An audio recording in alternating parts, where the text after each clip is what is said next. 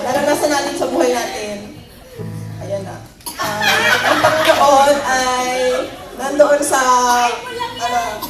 darkest times ng buhay natin. At ganun din, may mga time din na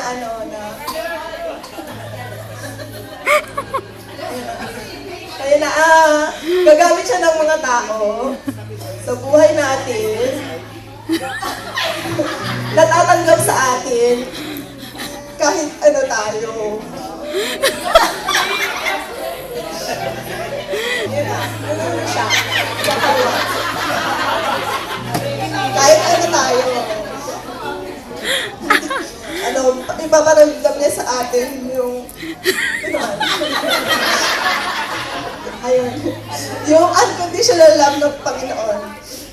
So, si Ate Leon, isa siya sa mga tao yun.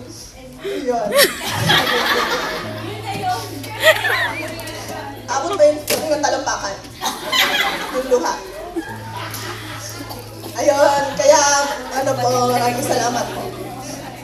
Dahil kayo yung ginagamit ng Panginoon para sa akin. Kaya ang gift ko sa inyo, kahit wala pa akong trabaho, magkakaroon.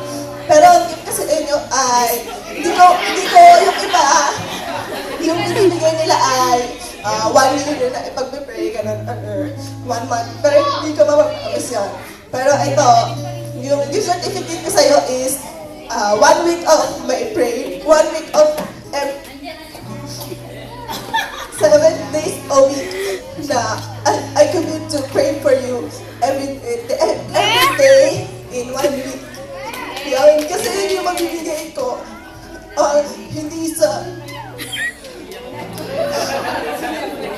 matana. Hindi sa material, pero sa prayer. Kasi alam ko na prayer works in our lives. So, yan. Love you, Mama, LNTT. Mama Chicho.